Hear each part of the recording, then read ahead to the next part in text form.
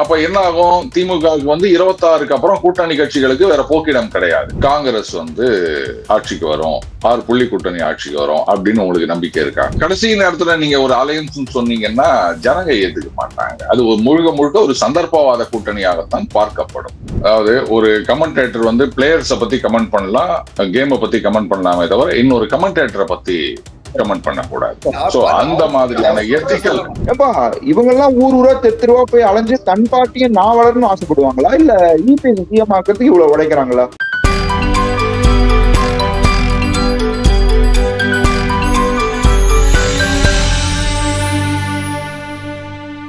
பாருங்க, இப்ப நாத்தாக்கா இந்த கூட்டணியில சேர்ந்துச்சுன்னா என்ன ஆகும்னு நினைச்சுக்கிறீங்க? அப்படியே பாருங்க, இபிஎஸ் ஷூ ஸ்டார்ட் இப்படிலாம் நிறைய பேர் சொல்லி நிக்கிறாங்க. இபிஎஸ்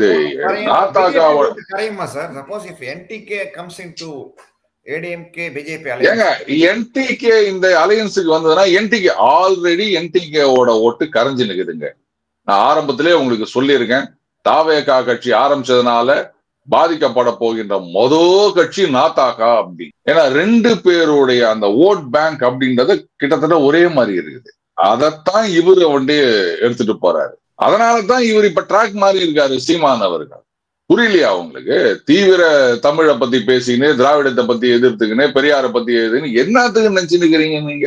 அவருடைய அந்த கோர் ஆட்டம் கண்டு விட்டது. அதெல்லாம் அந்த பக்கம் தாவேகா பக்கம் போறாங்க அப்படின்னு இப்படி ஒரு ட்ராக்ல போயிட்டாரு. சோ நாத்தாக்கா இந்த கூட்டணியில சேர்ந்தாங்க அப்படின்னு சொன்னா 1% ஓட்டு வந்தா கூட அதிகம் அவங்களால அந்த கூட்டணிக்கு. எல்லாம் அந்த பக்கம் விஜய் பக்கம் போயிடும். அதனால்தான் நான் யாரோ கேட்டப்ப சொன்னேன், அவங்க எந்த கூட்டணியில வராம இருக்கிறதே நல்லது, அப்படியே தனியாவே எடுத்துட்டு போகணும். ஓட்டு தான் அது. அவர் இன்னொருத்தர் லீடரா ப்ரொஜெக்ட் பண்ணா அது ஓட்டு வருமான்ற சந்தேகம் தான். ரைட், இன்னொருத்தர ப்ரொஜெக்ட் பண்றது கூட இல்லைங்க. அவரு அந்த ஐடியாலஜியை விட்டு போயிட்டாருன்னு சொல்லிட்டு அதை அப்படியே கொண்டு போறதுக்கு தான் அங்க விஜய் காத்துக்கிறார். சோ அப்ப சீமானுக்கு போக வேண்டிய ஓட்டை இன்னும் நீங்க விஜய்க்கு தூக்கி கொடுத்துட்டு அந்த கட்சியை மேல கொண்டு வர போறீங்கன்னு தான் அர்த்தம், வேற ஒண்ணும் கிடையாது. இப்போ நெக்ஸ்ட் என்டிஏ ப்ரொஜெக்ட் பண்ணது இபிஎஸ் அப்படின்னா, இபிஎஸ் அந்த கூட்டணிக்கு ஜெயிக்குமா தோக்குமா எனக்கு தெரியல. அது 2 சேர்ந்தா கூட அவ்வளவு % ஓட்டு வருமா எனக்கு தெரியல. பட் ஆனா இபிஎஸ் நீங்க ஒரு லீடரா ப்ரொஜெக்ட் பண்ணிட்டீங்கன்னா 29ல காங்கிரஸுக்கு சீட் பார்கெனிங் ஏறாதா? இபிஎஸ் ஒரு லீடரா இருக்கு, ஸ்டாலின் ஒரு லீடரா இருக்காது. 2 பேர்கிட்டயும் ஒரு சீட் பார்கெனிங் ஏறாதா? அதுக்கு மோடி எதுக்கு நம்ம இபிஎஸ் ப்ரொஜெக்ட் பண்ணணும்னு நினைக்க மாட்டாரா? இல்ல, அதாவது என்டிஏல ஏடிஎம்கே இபிஎஸ் ப்ரொஜெக்ட் பண்றாங்கன்னு சொன்னா அப்ப 29ல காங்கிரஸ் ஏடிஎம்கே ஓடையும் டிஎம்கே ஓடையும் பார்கெயின் பண்ணும் அப்படின்னு கேக்குறீங்களா? அதான் என்ன கேள்வி. கிடையாது. காங்கிரஸ் இப்போதைக்கு இல்ல, ஒரு 30 வரைக்கும் என்ன சொல்றது 24, 29 கூட்டணியிலையும் பாத்தீங்கன்னா திமுக விட்டு வர்றதுக்கு வாய்ப்பே கிடையாது ராஜா. இல்ல, நான் வர்றதுன்னு சொல்லல, நான் வரும்னு சொல்லல. அவரை காமிச்சு நான் பார்கெனிங் ஏத்தலாம்ல. எப்படியுமே இபிஎஸ்க்குமே காங்கிரஸோட போகணும்னு ஆசை. அவரை காமிச்சு நான் பார்கெனிங் ஏத்திக்கலாம்ல டிஎம்கே கிட்ட. இப்போ இபிஎஸ் ஒரு ஆப்ஷன் இருந்தா ஸ்டாலின் சார் மேபி ஒரு 6 சீட்ஸ் கண்டெயின் பண்ணலாம் காங்கிரஸ். இபிஎஸ் ஒரு ஆப்ஷன் ஓபன் ஆயிடுச்சுன்னா 12 சீட் கேட்பாங்க ஸ்டாலின் சார் கிட்ட. அப்போ காங்கிரஸ் வளர்த்தோட மோடி ஆசைப்பட மாட்டாரு. இப்போ 29 எலெக்ஷன்ல மத்தியில காங்கிரஸ் ஆட்சி வரும் அப்படின்னு நீங்க நம்புறீங்களா? இங்க இருந்து மொத்தமா பல்கா எடுத்துட்டு போய் லாஸ்ட் டைம் 9, இந்த வாட்டி 10 அந்த மாதிரி வின் பண்ணிட்டு இருக்காங்களே, அது மோடிக்கு பெருசா இஷ்டமா எனக்கு தெரியலையே. எதுக்கு இங்க இருந்து பல்கா காங்கிரஸ் எடுத்துக்கணும்? இல்ல நான் கேட்கிற கேள்வி என்னன்னா 29 பாராளுமன்ற தேர்தல்ல காங்கிரஸ் ஆட்சிக்கு வரும், 6 புள்ளி கூட்டணி ஆட்சிக்கு வரும் அப்படின்னு உங்களுக்கு நம்பிக்கை இருக்கா? அப்படின்னு எனக்கு நம்பிக்கை இல்ல. ஆனா எவ்வளவு காங்கிரஸ் மட்டுப்படுத்த முடியுமோ வரேன் அப்படியே மேல போகாதீங்க. நான் சொல்றேன், உங்களுக்கே இந்த நம்பிக்கை இல்லை அப்படின்னும் போது அரசியலை கரைச்சு குடிச்சு இத்தனை வருஷமா இருக்க எடப்பாடி அவர்களுக்கு தெரியாதா காங்கிரஸ் மேல ஆட்சி வராது அப்படின்னு? அப்படி இருந்துச்சு இங்க காங்கிரஸோட சேர்ந்துக்கிறேன், அப்படியே அவங்க காங்கிரஸோட அலையன்ஸ் வச்சுக்கிற 40க்கு 40 ஜெயிக்கிறாங்கன்னு வச்சுக்கோங்க. இது நாள் வரைக்கும் பாஜகவோட அலையன்ஸ் என்டிஏல அலையன்ஸ்ல இருந்துட்டு நீங்க ஆட்சிக்கு அதுக்கப்புறமா மத்தியில ஆட்சியில பாஜக தான் வரப்போகுது அப்படின்னும் போது அவங்கள ஏத்துக்குன்னு இங்க காங்கிரஸோட கூட்டணி வச்சுக்கின்னு எல்லாத்தையும் கெடுத்துக்கிறதுக்கு அவங்க என்ன முட்டாளா? அதான் சார் ரிப்பீட் பண்ணாரு 330 சீட் வரும்னு சொல்லிட்டு இங்க கூட்டணி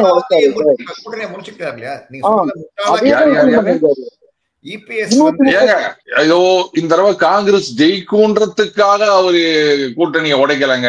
ஏங்க நீங்க வேற அப்படி பார்த்துருந்தீங்கன்னா காங்கிரஸ் வரலன்னா கண்டினியூ பண்ணிருப்பாரு. அதுக்காக அவர் பண்ணல. அவங்க 2 விஷயம். ஒண்ணு அவங்க சொல்ற அந்த கருத்து. இது மாதிரி பாஜகவோட சேர்ந்ததுனால எங்களுக்கு மைனாரிட்டி ஓட்டுகள் வரவில்லை, ஜெயக்குமார் அவர்களே தோத்து போயிட்டார் அப்படின்னு. அதுல அவங்க ரொம்ப ஸ்ட்ராங்கா இருந்தாங்க. அடுத்தது பாருங்க, இங்க வந்து அதிமுக தலையில் தான் கூட்டணி, சட்டமன்ற தேர்தல் அதையும் வந்து சேர்த்து முடிவு பண்ணணும் போது பாஜக ஒத்துக்கல. அதனால வந்து அவங்க கூட்டணியை விட்டு போனாங்களே தவிர காங்கிரஸ் வரும் வராது, இல்ல காங்கிரஸ் சென்ட்ரல்ல ஆட்சிக்கு வரும் அப்படின்ற காரணங்களால கிடையாது. காங்கிரஸ் வந்து இந்த கால்குலஸ்ல வரவே இல்லை. அது இல்லாம தான் அவங்க அந்த முடிவு எடுத்தது. சோ காங்கிரஸ் ஜெயிக்கும் ஜெயிக்காதுன்றதுக்கும் இதுக்கும் சம்பந்தம் கிடையாது ஸ்ரேயாஸ். அதனாலதான் சொல்றேன், அவங்களுடைய பார்கெனிங் பவர், அவங்களுடைய பவரே இல்லைன்னு போது அப்புறம் ஏதுங்க பார்கெனிங் பவர்? என்னங்க நீங்க? இப்போ ஒரு பேச்சு ஏடிஎம்கே, அதாவது ஏடிஎம்கே எலன்ஸ் இன்டாக்டா இருந்து வச்சுக்கோங்களேன். 2024 ஸ்டாலின் சார் 6 சீட் கொடுத்திருப்பாரு, காங்கிரஸ்க்கு 10 சீட் கொடுத்திருப்பாரு. ஏங்க கம்யூனிஸ்டுக்கு 4 சீட்டு கொடுத்தாங்க. கம்யூனிஸ்ட் விட்டுரும், காங்கிரஸ் என்ன பவர்? இருங்க நான் கேக்குற கேள்வி சொல்லுங்க. அவங்களுக்கு என்ன ஓட் பேங்க் இருக்குது? 4 சீட்டு கொடுத்தாங்களா இல்லையா? ரொம்ப கம்மியா? ஓட் பேங்க் ரொம்ப கம்மிங்க. யார் சொன்ன? அதான பார்த்தேன். அவரு தாராளமா கொடுக்க இல்லங்க, அவரு தாராளமா கொடுத்தாரா இல்லையா? அதனால காங்கிரஸுக்கு வந்து அத்தனை சீட்டு கொடுத்தாங்கன்னா அது பார்கெனிங் பவர்ன்றதுக்காக கிடையாது. அதையும் இதையும் நீங்க சேர்த்து வச்சுக்காதீங்க. முக்கியமா இந்த 2026 சட்டமன்ற தேர்தல்ல மறுபடியும் திமுகவே இந்த கூட்டணியோட ஆட்சிக்கு வந்துருச்சு அப்படின்னு சொன்னா, ப்ரொவைடட் இங்க எதிர்பக்கம் அதிமுக பாஜக கூட்டணி இல்லை அப்படின்னு வச்சுக்கோங்களேன். லெட் அஸ் சே 26 வந்து இந்த பக்கம் திமுக அவங்க கூட்டணி கட்சிகளோட இன்டாக்டா நிக்கிறாங்க, இந்த பக்கம் அதிமுக நிக்கிறாங்க, என்னென்ன பக்கம் பாஜக நிக்கிறாங்க, அண்ணாண்ட பக்கம் நாத்தாக்கா, ஒரு மூலையில தாவேகா, இப்படி ஒரு 4.5 முனை போட்டி அப்படின்னு வச்சுப்பாம, 4.5 முனை போட்டி அப்படின்னு வச்சுப்பாம, இந்த ஒரு போட்டியில வந்து திமுக மறுபடியும் ஆட்சிக்கு வந்து விட்டது அப்படின்னு சொன்னா ADMK will be decimated and தாவேகா வில் பிகம் தேமுதிக ஆஃப்டர் 26. அப்போ இங்க பாத்தீங்கன்னா திமுக வர்சஸ் பாஜக இப்படித்தான் அரசியல் இருக்கும். ஆல்ரெடி அப்படித்தான் பண்ணிட்டு இருக்காங்க. அப்ப என்ன ஆகும்? திமுகவுக்கு வந்து 26க்கு அப்புறம் கூட்டணி கட்சிகளுக்கு வேற போக்கிடம் கிடையாது. இப்ப நீங்க கேட்டீங்க இல்லையா, காங்கிரஸ் வந்து நான் காங்கிரஸ் இது அதிமுக பக்கம் போறேன்ட்டு பார்கெயின் பண்ணுவாங்க அப்படின்னு. அதுக்கான வாய்ப்பு கிடையாது.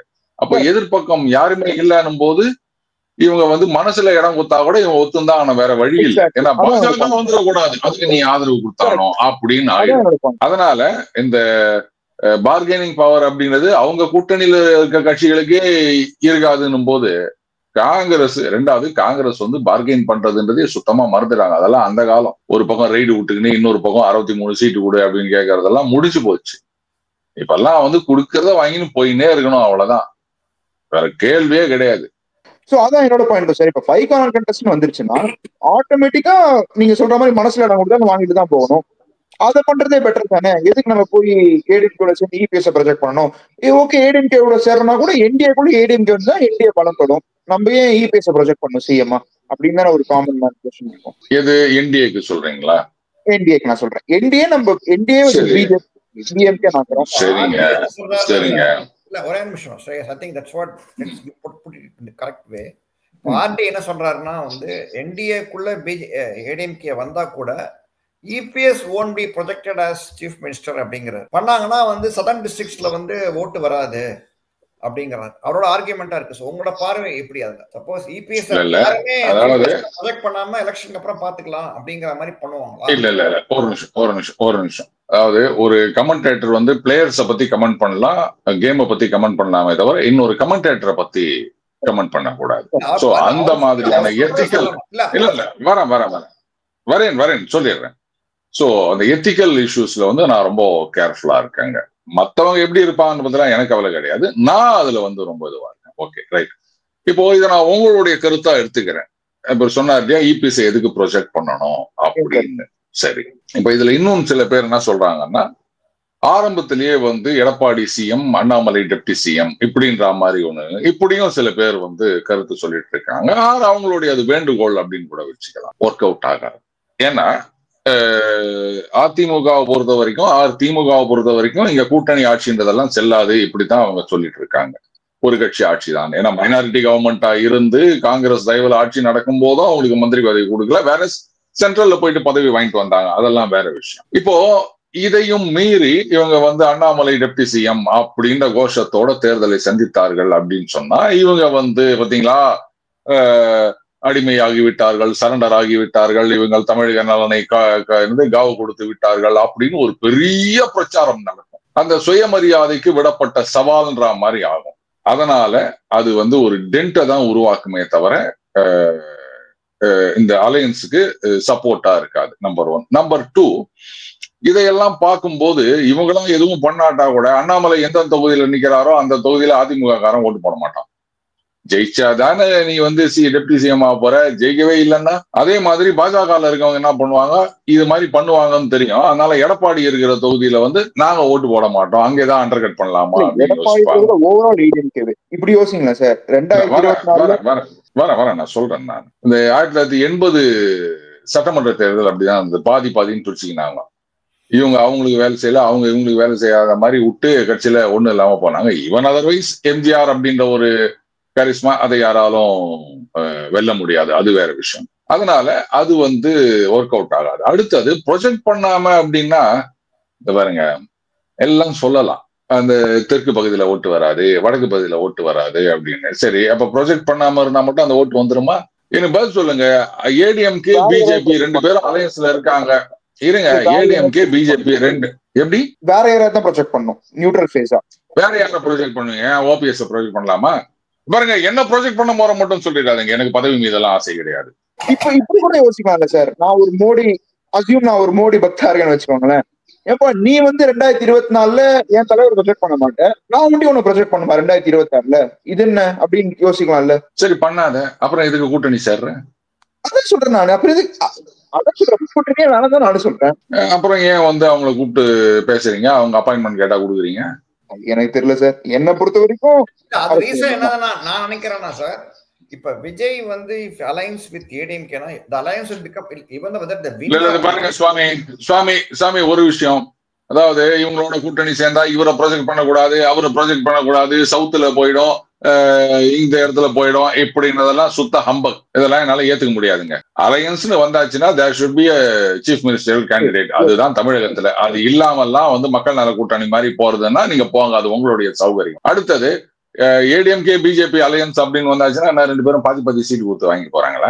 ஜூப்பானா ஒரு 40 இல்ல 50, அதுவே அதிகம் என்ன கேட்டா. அவங்க கொடுக்க மாட்டாங்க அதுக்கு மேல. அப்படி இருந்துச்சு யாரு நம்ம 18% வச்சிருக்கோம், அப்ப பாதி தானே கணக்கு வரும். ஆல்மோஸ்ட் பாதி தானே. மறுபடியும் ஒரு தப்பு பண்றீங்க நீங்க. இவங்க 18% வாங்கினது அப்படின்றது போன தடவை அலையன்ஸ் அதெல்லாம் சேர்த்து வாங்கினது. That is not their core vote bank. That is not their core vote bank. ADMK-க்கு 21% அது ADMK-க்கு 21% அது core vote bank. உங்களுடைய core vote bank என்ன? You have to prove it consistently. போன தடவை ஒண்ணு அது போன எலெக்ஷன்ல வாங்கினதுங்க.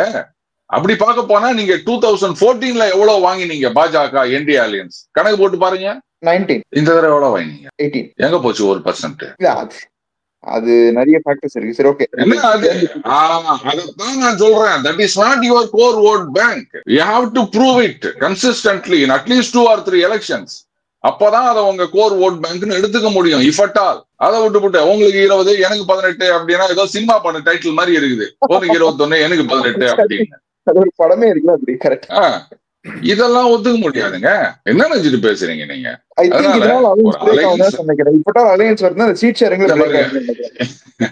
ஏங்க முதல்ல அலையன்ஸே வரல, அப்புறம் தானங்க அலையன்ஸ் பிரேக் ஆகிறத பத்தி. அலையன்ஸ் ஃபார்ம் ஆகணும், பிரேக் ஆக முடியும். ரைட்டா? அதான் சொல்றேன். பார்வை நான் படிச்ச வரைக்கும் என்ன நியூஸ் எனக்கு புரிஞ்சுக்க முடிஞ்சதுன்னா, suppose if Vijay joins with ADMK then பெரிய அலையன்ஸ் மாதிரி ஒரு தோற்றம் உருவாயிடும். To prevent that BJP try to accommodate EPS and அதனாலதான் மீட் பண்ணாங்க அப்படிங்கறதான் எல்லாருமே பொதுவா நான் நியூஸ்லாம் பார்த்த வரைக்கும் நான் புரிஞ்சுக்கிட்டதுன்னு சொன்ன நினைக்கிறோம். ஸோ அதனாலே சுவாமி அது நியூஸ் வியூஸ் கருத்து.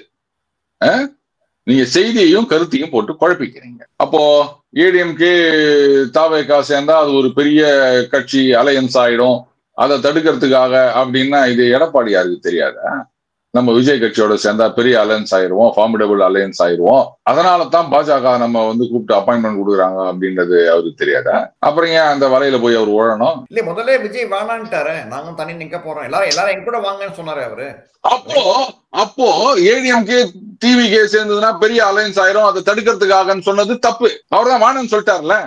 அப்புறம் எப்படி அந்த அலையன்ஸ் ஃபார்ம் ஆகும்? அது ஒரு ஃபார்மிடபிள் அலையன்ஸ். அதை தடுக்கணும்ன்றதுக்காக ஏன் கூப்பிடணும்? அந்த அலையன்ஸ் தான் ஃபார்ம் ஆக போனது இல்லைன்னு சொல்லிட்டீங்கல்ல. அரசியல் anything can happen இல்லையா? If you look at பாருங்க அப்ப anything can happen அப்படின்னு சொன்னா அப்ப எடப்பாடியாரும் ரைட், இன்னைக்கு அவங்க இப்படி சொல்லலாம், நாளைக்கு அலையன்ஸ் வரலாம் அப்படின்னு நினைக்க கூடாதா? நான் சொல்லனே இந்த மாதிரி வாயில வந்த மாதிரி அடிச்சு விடுறதுக்குன்னு நான் சொல்லல. அது என்னோட இது கிடையாது. எதுவா இருந்தாலும் லாஜிக்கலா நீங்க திங்க் பண்ணி பார்க்கணும் 360 டிகிரில அப்படின்றதுதான் என்னுடைய ரிக்வெஸ்ட். அதெல்லாம் காரணம் கிடையாது. இல்ல இப்ப நானும் தான் கேட்கிறேன். இப்ப ஆளுக்கு ஒண்ணு சொல்றாங்களே, இவர் இந்த கோரிக்கை வச்சார் அந்த கோரிக்கை வச்சார் அப்படின்னு, அதெல்லாம் நிஜம்னு உங்களுக்கு தெரியுமா? யாருக்குமே தெரியாது. கேட்டா என்ன சொல்லுவீங்க? இல்ல அதான் கேட்டா என்ன சொல்லுவீங்க? சார் அதெல்லாம் நம்புற மாதிரி இருக்குன்னு. அப்போ பொய் சொன்னா கூட நம்புற மாதிரி சொன்னா நீங்க ஏத்துப்பீங்க. அது உண்மையா? இந்த விஷயம் எப்படி வெளில வந்தது? சம்பந்தப்பட்டவங்க இந்த பக்கம் 6 பேர், அந்த பக்கம் ஒருத்தர், ஒரு போட்டோகிராஃபர் போஸ்ட் கொடுக்கும்போது மட்டும் போயிருப்பாரு. டிரான்ஸ்லேட் பண்றதுக்கு ஒருத்தர் அங்க இருந்திருக்கணும். அவங்கள தவிர வேற யார் சொல்லுவாங்க? இல்ல இவங்க தான் வந்து சொல்லுவாங்களா, அவங்க தான் வந்து சொல்லுவாங்களா? யாரும் எதுவும் அதெல்லாம் யோசிக்கிறது கிடையாது. நமக்கு வேண்டியதா இருக்கா, நம்புற மாதிரி இருக்கா, அவ்வளவுதான். என்ன இவ்வளவு பொய் சொல்றாங்க அப்படின்னு என்ன பார்த்து கேட்பீங்க? அப்ப மத்தவங்க சொல்லதெல்லாம் மட்டும் நிஜம்னு உங்களுக்கு தெரியுமா? இவ்வளவுதான். அப்புறம் இது ஒரு கோரிக்கை வச்சாரு. அதுக்கப்புறமா என்ன சொன்னாருன்னா, தமிழ்நாட்டிலிருந்து ஏற்றுமதி ஆகும் பொருட்களுக்கு மட்டும் வரி விலக்கு ட்ரம்ப் கொடுக்கணும், இந்த கோரிக்கையை நீங்க வைக்கணும் அப்படின்னு ஒண்ணு கேட்டிருக்காரு. தமிழ்நாட்டு நலன் சார்ந்த விஷயங்கள் தானே இதுவும். ஏன்னா எடப்பாடி என்ன சொன்னாரு? தமிழ்நாட்டு நலன் சார்ந்த விஷயங்களுக்காக நான் போயிட்டு மோடியை பார்த்தேன்னு சொன்னாரு. அப்ப இந்த தமிழ்நாட்டு விஷயங்களுக்காக அவர் கேள்வி கேட்டாருன்னு சொன்னா ஏன் நம்ப மாட்டேங்கிறீங்க நீங்க? அடுத்தது அந்த சினர்ஜி வருமா அப்படின்னா, இந்த பாருங்க, எடப்பாடியார் அவர்களை பொறுத்த வரைக்கும் இன்னும் அவர் வந்து அந்த 2 மைண்ட்ல தான் இருக்கார் அப்படின்றது என்னுடைய அசைக்க முடியாத நம்பிக்கை. எப்படி வந்து செங்கோட்டையன் அவர்கள் ரிஃப்ட் கட்சி உடையுது அப்படின்லாம் சொல்லிட்டு இருந்தாங்க இல்லையா? அன்னைக்கே நான் சொன்னது பாருங்க, பாஜக அவரை ஊக்குவிக்கல, பாஜகன்ற ஒரு போகிய காமிச்சு அவர் வந்து பாத்தீங்களா எனக்கு அங்க ஆப்ஷன் இருக்குது.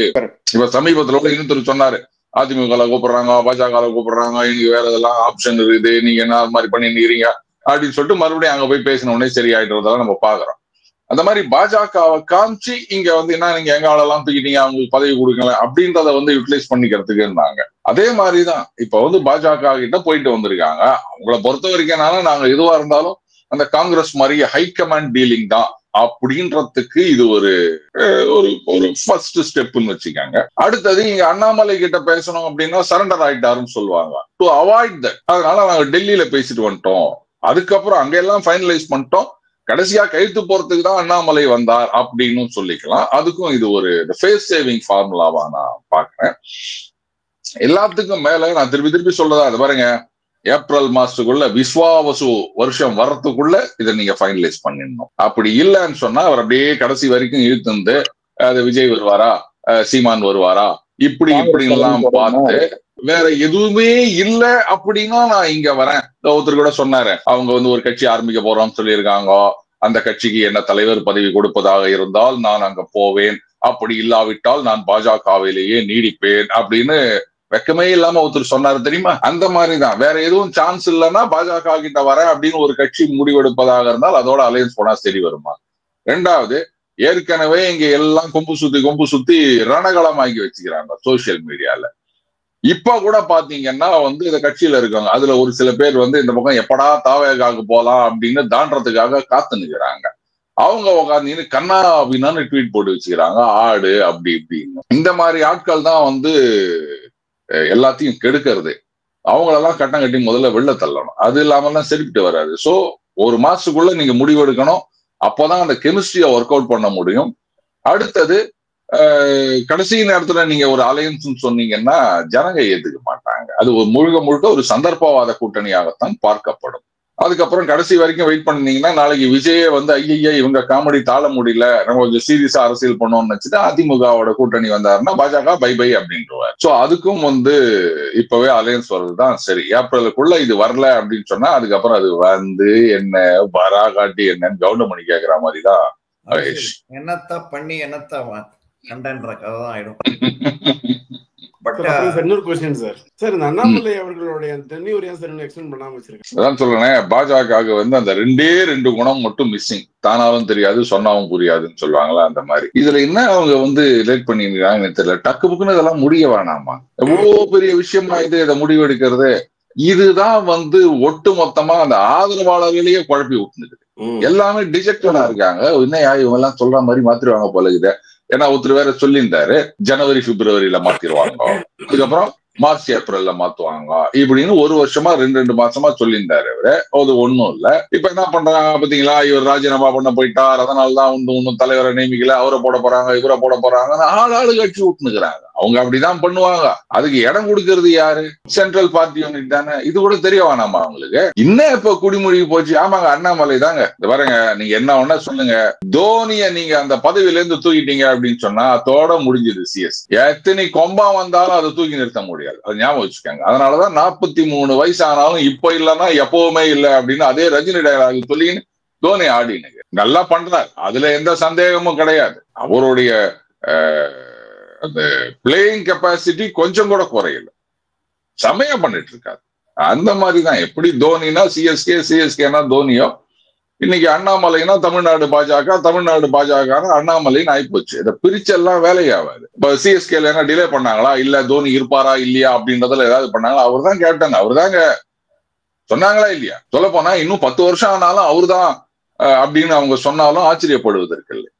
ஏன் தமிழ்நாடு பாஜக அது மாதிரி செய்ய மாட்டேங்கிறாங்க? ஒரு அனௌன்ஸ்மெண்ட் கொடுக்கறதுல என்னங்க ஆகிப்போச்சு உங்களுக்கு? ஆமாங்க, அண்ணாமலை தான் அடுத்த 3 வருஷத்துக்கு இன்னொரு கன்சிக்யூட்டிவ் டைம் கொடுத்துட்டோம், அவர் தான் தலைவர் சொல்லிட்டு போங்களேன். அப்ப என்ன ஆகுது? எல்லாருக்கும் கேள்விப்பட்டது என்னன்னா வந்து அண்ணாமலையிட்ட பேசியிருக்காங்க, இந்த மாதிரி ஏடிஎம்கே டாக்கிங் வித் ஏடிஎம்கே அப்படின்ட்டு. அப்ப அண்ணாமலை அப்போஸ் பண்ணிருக்காரு, நான் வந்து இப்ப ஏடிஎம்கே போனோம்னா நான் எதுக்கு லீடர், ஐ நாட் பி லீடர்னு சொல்லிருக்காரு. சரி, ஓகே, அதனால தான் அப்படியே வச்சிருக்காங்க. பேச்சு இருந்தது. ஏன் வந்து அறிவிக்கலங்கிறதுக்கு அப்போ ஒரு காரணம் வந்து யாரு பேசினாங்க? இல்ல யாரு பேசினாங்க? சென்ட்ரல் லீடர்ஷிப் பேசியிருக்காங்கன்னு தான் அப்ப சொல்லியிருந்தாங்க இல்லையா? சென்ட்ரல் லீடர்ஷிப் இல்ல சென்ட்ரல் லீடர்ஷிப்ல பேசியிருந்தாங்க, அப்ப பேசியிருந்தாங்க. அப்ப 2 பேரும் நீங்க சொல்றீங்க. ஒண்ணு சென்ட்ரல் லீடர்ஷிப், இன்னொன்னு அப்ப பேசியிருந்தாங்க. அந்த அப்ப பேசியிருந்தவங்க யாரு? நிறைய நம்ம இதே மாதிரி உங்களை மாதிரி நிறைய ஊடக நிறைய பேர் சொல்லிட்டு இருந்தாங்க சார். இந்த மாதிரி பாருங்க, நிறைய ஊடகவியலாளர் சொல்லுங்க, உங்க மாதிரிலாம் சொல்லுங்க. ஓகே,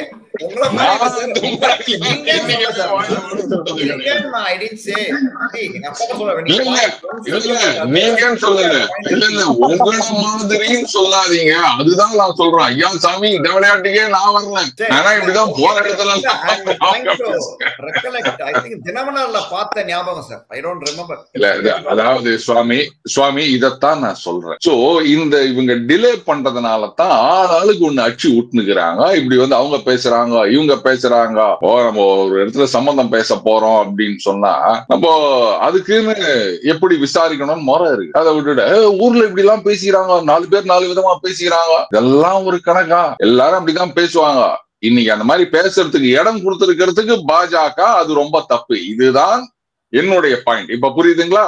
அவங்க அதை அன்னைக்கே அனௌன்ஸ் பண்ணிட்டு இருந்தாங்கன்னா இது மாதிரி அங்க பேசிக்கிறாங்க, இங்க பேசிக்கிறாங்க அப்படின்றதோ, இல்ல ஆளாளுக்கு ஒரு சேனல்ல உக்காந்தீங்கன்னு அவர் அங்க ராஜினாமா பண்ண போகிறார் அப்படின்றது, இல்ல இவர்கிட்ட அவங்க பேசிக்கிறாங்கன்றது, இதெல்லாம் வந்து இடமே இல்ல. அது ரைட், என்னமோ தெரியல, they are slow to react. ஏன்னா ப்ராபபிலி இந்த இதுன்னு சொல்லுவாங்களே, see the party has become so big, அதனால ரியாக்ட் பண்றது ஸ்லோவா இருக்கான்னு தெரியல.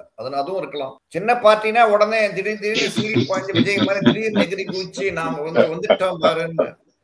பெரிய இட்ஸ் பிகம் பெஹிமத் பிஜேபி பாத்தீங்கன்னா இப்போ. அதனால வந்து I think they have to move only slowly. இப்போ நம்மள it's become, since it's so big. Swami, America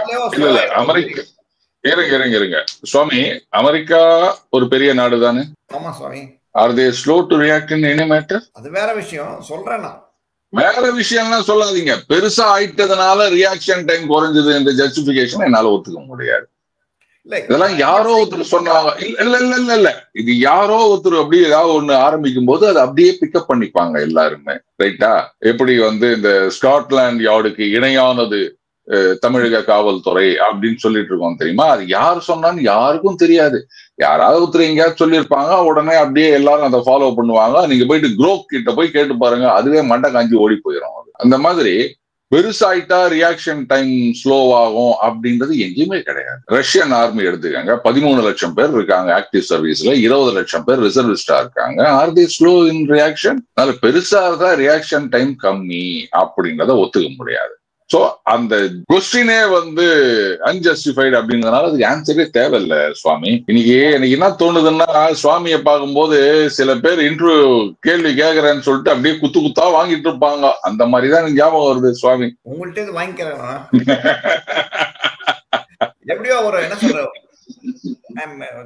it's okay sir. எனக்கு நம்ம சேனல்ல வளர்றதுக்கு தான் சார் அதெல்லாம் பண்றீங்கன்னு நான் நினைச்சுக்கிறேன். சோ ஸ்ரேயஸ் உங்களுக்கு அதாவது இப்போ நம்ம கடந்த எலெக்ஷன்ஸ் எல்லாம் பார்த்தா கூட maximum vote percentage anti incumbency இருக்குன்னு வச்சிருந்தா கூட ஒரு 5% குறையும் அப்படின்னு நான் நினைக்கிறேன். இப்போ ஆல்மோஸ்ட் 50 கிட்ட இருக்காங்க டிஎம்கே அலையன்ஸ். மிஞ்சி போச்சுன்னா 45க்கு போகும்னு நினைக்கிறேன். அப்படி 45க்கு போச்சுன்னா அப்ப மீதி இருக்கிற எல்லாம் ஒண்ணு சேர்ந்தா தானே டிஎம்கே அலையன்ஸை வீழ்த்த முடியும். அது பாயிண்ட் நம்பர் 1. ரெண்டாவது என்னோட கொஸ்டின் எது பாயிண்ட்ன்றதோட என்னோட கொஸ்டின். ரெண்டாவது கொஸ்டின் என்ன அப்படின்னா, எல்லாரும் சேர்றாங்க அப்படின்னா நான் தெருவா போய் கத்துறேன், சீமான் சார் எடுத்துவாங்க, நான் தெருவா போய் கத்துறேன், என் பார்ட்டியை நான் வளர்க்குறேன், நான் ஏன் இபிஎஸ் ப்ரொஜெக்ட் பண்ணும் சேம் கேண்டிடேட்டா? Same goes with Annamalai. இப்ப எல்லாருமே என்ன சொல்றாங்கன்னா ஏடிஎம்கே பிஜேபி அலையன்ஸ் ஸ்ட்ராங் ஆயிடுச்சு, ஐ மீன் வந்துருச்சு, நாம் தமிழர் உள்ள வந்துடும் அப்படின்ட்டு. ஏப்பா இவங்க எல்லாம் ஊரா தெருவா போய் அலைஞ்சு தன் பார்ட்டியை நான் வளரணும்னு ஆசைப்படுவாங்களா, இல்ல இபிஎஸ் சிஎம் ஆக்குறதுக்கு இவ்வளவு உடைக்கிறாங்களா? எனக்கு இதான் கேள்வி சார். இது நியாயமா? இப்படி இவங்க எல்லாம் போய் இபிஎஸ் சிஎம் ஆகுவாங்கன்னு இவங்க எல்லாம் ஒரு கருத்து உருவாக்கம் பண்றது நியாயமா? ஓகே, இப்போ முதல் கேள்விக்கு வரேன். 50 இருந்தாங்க, ஒரு 5 குறையலாம், 45 அப்படின்னு. சின்ஸ் யுவர் நேம் இஸ் ஸ்ரேயஸ், நான் கிரிக்கெட்ல இருந்தே கேள்வி கேட்கலாம்னு நினைக்கிறேன். ஸ்ரேயஸ் ஐயர் மாதிரி. நேத்திக்கு மேட்ச் பாத்தீங்களா? CSK versus RCB.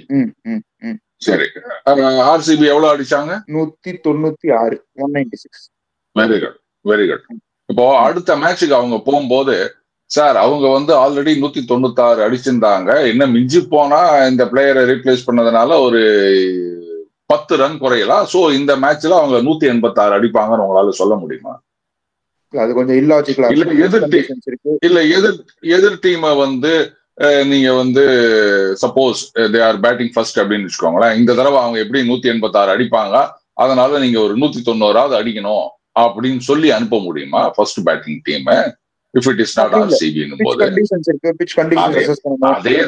அதேதான் லாஸ்ட் டைம் எடுத்த ஓட்டையும் இந்த தடவை எடுத்த ஓட்டையும் வச்சு நீங்க கணக்கு போடாதீங்கோ.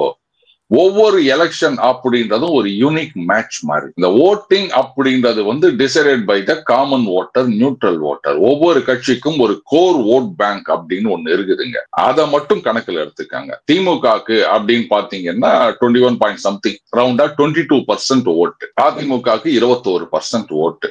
அதாவது அவங்களுடைய அந்த லோயஸ்ட் ஹிஸ்டரியில இருக்கு இல்லையா, பயங்கரமான ஆன்டி ஓட்ஸ் இருக்கும் போது அவங்க வாங்கினதுதான் அவங்களுடைய கோர் ஓட் பேங்க் அப்படின்னு சொல்லணும். சோ அப்போ திமுகவை பொறுத்த வரைக்கும் 91ல வாங்கினது, அதிமுகவை பொறுத்த வரைக்கும் 96ல வாங்கினது. இதுதான் அவங்களுடைய கோர் ஓட் பேங்க். அதே மாதிரி பாமகவுடைய கோர் ஓட் பேங்க் அப்படின்னு சொன்னா அது வந்து 96ல அவங்க வாங்கினது 3 பாயிண்ட் சம்திங். ஏன்னா பாமக எப்பவுமே தனியா நின்றாலும் கூட்டணியில நின்றாலும் அது ஒரு ஆச்சரியம். 230 தொகுதியில நின்றாலும் சரி, 24 தொகுதியில நின்றாலும் சரி, அவங்களுடைய ஓட் பர்சன்ட் 5 பாயிண்ட் சம்திங் இருக்கும். அது எப்படின்னு எனக்கு சுத்தமா புரியல. ஆனால் 96லயும் 2096ல 3 பாயிண்ட் சம்திங் ஆயிடுச்சு, போன எலெக்ஷன்லயும் 3 பாயிண்ட் சம்திங் ஆயிடுச்சுங்க. சோ அதுதான் அவங்களுடைய கோர் ஓட் பேங்க் சொல்வேன். இப்படி எடுத்து பாத்தீங்கன்னா மொத்தம் போலார 100 ஓட்ஸ்ல 66 வாக்குகள், தட் இஸ் 2/3 அப்படின்றது வந்து டெடிகேட்டட் பார்ட்டி ஓட். அவங்க வந்து மாற மாட்டாங்க. மீதி இந்த 34-35% இருக்குது இல்லையா, இதுதான் நியூட்ரல் ஓட்டர்ஸ். இவங்க எந்த பக்கம் மெஜாரிட்டியா போறாங்களோ அந்த கட்சி தான் ஜெயிக்கும். இதுதான் கால்குலேஷன். சோ அப்போ இந்த 35% அன்டிசைடட் நியூட்ரல் ஓட்டர்ஸ் அவங்கள அட்ராக்ட் பண்ணக்கூடிய திறனுடைய கட்சி ஆர் கூட்டணி எது, இதுதான் நம்ம பார்க்கணுமே தவிர இந்த காரணங்களால போன தடவை 50 எடுத்தாங்க அதனால இந்த தடவை வந்து ஒரு மெகா கூட்டணி வேணும் அப்படின்னு சொல்றத நான் ஏத்துக்க மாட்டேன். ரைட். அடுத்தது பாத்தீங்கன்னா இபிஎஸ் சிஎம் ஆகணுமா? சரி, ஆகாத, நீ சிஎம் ஆவியா? திமுக அதிமுக இல்ல வரேன் பொறுமையா. எப்போ ஒண்ணு 150 வருஷம் கழிச்சா? 10 வருஷம் அதை பாருங்க, எத்தனை வருஷம் ஆனாலும் சீமான் கட்சியில ஒரு எம்எல்ஏ கூட வர முடியாது அப்படின்றது சீமானுக்கு நல்லா தெரியும். அவர் கட்சி நடத்துறது எப்படி நீங்க கமலஹாசன் நான் சீரியஸ் பொலிட்டிஷியன் அப்படின்னு சொல்றீங்களோ, இவர் ஒரு விதமான அது சீரியஸ் பட் நான் சீரியஸ் அப்படின்னு தான் நான் சொல்வேன். ஏன்னா இவருக்கு ஆட்சிக்கு வரணும்ன்றதோ இல்ல எம்எல்ஏ வரமாட்டாங்கன்றதுல தெரியாத விஷயம்லாம் கிடையாது. ஆட்சிக்கு வர முடியாது நல்லாவே தெரியுங்க. அவருக்கு ஒரு எம்எல்ஏ கூட வாங்க முடியாதுன்றது தெரியும். ஆனாலும் அவர் வேற சில இதுக்காக அவர் பாட்டுக்கு ஒரு அரசியல் பண்ணிட்டு இருக்காரு. அதனாலதான் அவரை நான் சீரியஸ் சொல்றேன். அவரு பாத்தீங்கன்னா கமலஹாசன் அவரு அங்க சீசன்ல இந்த தடவை விட்டுட்டாங்க அப்படின்னும் போது என்ன பண்றதுன்னு தெரியாம மூச்சு நிற்கிறாரு. Part time politician, part time இது ரியாலிட்டி ஷோ அப்படின்னு ஓடி நிற்கிறாரு. கேட்டா அதுக்கு ஒரு 1008 காரணம் சொல்லுவார். முட்டுதான் அப்படி சொல்லணும் நம்ம. அதனால இப்போ திமுக அதிமுக 2 பேர் இணைகிறார்கள் அப்படின்னு வச்சுக்கோங்களேன். அப்போ ஒரு கேள்வி கேட்கலாம், என்னங்க 2 பேரும் பலமுடையவர்கள், அவரும் சிஎம்மா இருந்திருக்கார், இவர் சிஎம்மா இருக்கார், அப்ப நாங்க இனிமே 2 பேரும் ஒண்ணு சேர்ந்தா ஏன்னா உங்களை சிஎம் ஆகிறதுக்கு நான் உழைக்கணுமா இல்ல உங்களை சிஎம் ஆகிறதுக்கு நான் உழைக்கணும் 2 பேரும் கேட்பாங்க. இங்க ஏன் நீங்க சிஎம் ஆகிறதுக்கு சான்ஸே கிடையாது, எம்எல்ஏ வரது கூட உங்களுக்கு சான்ஸே கிடையாது அப்படின் போது நாத்தாக்கா இபிஎஸ் சிஎம் ஆகுறது நான் உழைக்கணுமா அப்படின்னா, அப்ப இபிஎஸ் சிஎம் ஆகுறதுக்கு நீங்க உழைக்கல அப்படின்னா அப்ப ஸ்டாலினை தான் சிஎம் ஆக்குறீங்க. அதான ரிசல்ட்? சொல்லுங்க ஸ்ரேயா. Sorry to interrupt. இப்போ ஸ்டாலின் ஆயிட்டு போட்டோம், அதை பத்தி எனக்கு ஒரு பிரச்சனை இல்ல. 10 வருஷம் கழிச்சு நான் ஆயிட்டு போறேன். ஸ்டாலின் எப்பவுமே நீ ஆக மாட்டேன். எப்ப 35% 40% ஓட்டு வாங்குறது விளையாடுறீங்களா? இதெல்லாம் எஃப்டியா? இருங்க சார், ஒரு வருஷத்துல இவ்வளவுதான் வட்டி வந்துருக்குது, 5 வருஷம் ஆனா வட்டி சேர்ந்து இவ்வளவு ஆகும், 7 வருஷத்துல டபுள் ஆகும் அப்படின்னு சொல்றதுக்கு என்ன பேசுறீங்க நீங்க? 35% மினிமம் வேணும். 35% ஓட்டு மினிமம் வேணுங்க. மினிமம் நான் சொல்றது, அது கூட கட்டாயம் ஜெயிச்சிருவீங்க நான் சொல்ல. அப்புறம் நான் 10 வருஷம் கழிச்சு ஆவறேன் அப்படின்னா இதுல வட்டி குட்டி போடுற மாதிரி அப்படின்னு நினைச்சீங்களா? அதெல்லாம் ஒண்ணும் கிடையாது.